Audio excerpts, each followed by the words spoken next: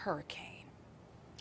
7:35 here, and a weekend of protests and promises over the Supreme Court's ruling overturning Roe versus Wade. This topic was the centerpiece of the Sunday news talk shows.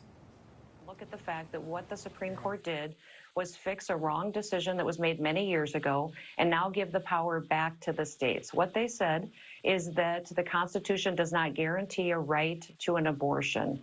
This decision and this policy will kill people. What I believe that the president and the Democratic Party needs to come to terms with is that this is not just a crisis of Roe. This is a crisis of our democracy.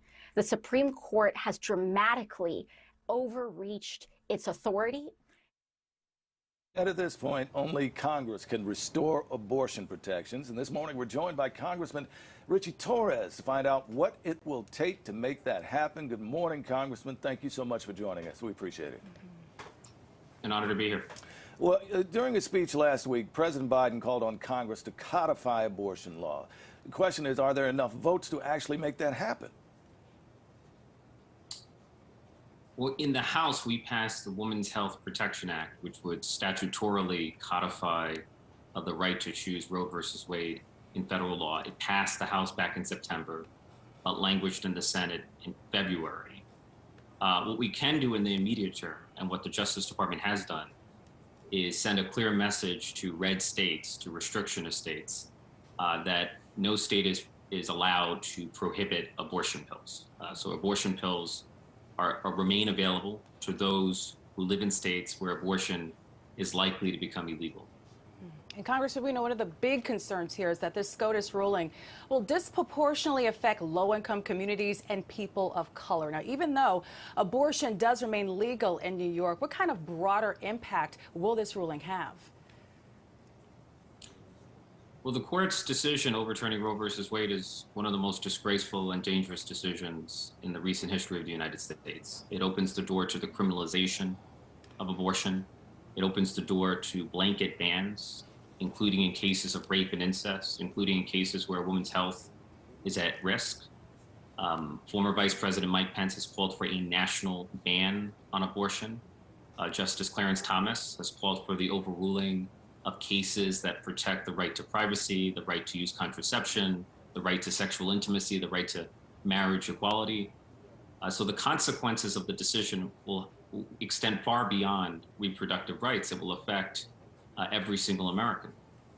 Well, we know oversight of the Supreme Court has been a hot topic for several months. I mean, Republican Senators Joe Manchin and Susan Collins say they were misled by Supreme Court Justices Brett Kavanaugh and Neil Gorsuch, who indicated they would uphold Roe versus Wade during the confirmation hearings, but of course voted to overturn it. We also learned that Clarence Thomas's wife played a role in the January 6th insurrection. So, I mean, do you think the Senate Judiciary Committee should open hearings in the wake of all of these allegations? Well, certainly in the case of Clarence Thomas, he has a conflict of interest, especially if his wife was a participant in the insurrection. There's a strong case that Congress should conduct an investigation into the ethics violations, the conflict of interest surrounding Justice Thomas. You know, Justice Thomas is by far the most conservative, the most reactionary member of the Supreme Court, and he's intent on striking down even the fundamental right to privacy. So Roe versus Wade could be the tip of the iceberg based on the ideology of Justice Thomas. And to that point, you mentioned earlier that this could be a gateway. The SCOTUS ruling on abortion has opened the door for possible changes on other issues like same-sex marriage, even access to contraception. What are your thoughts on that?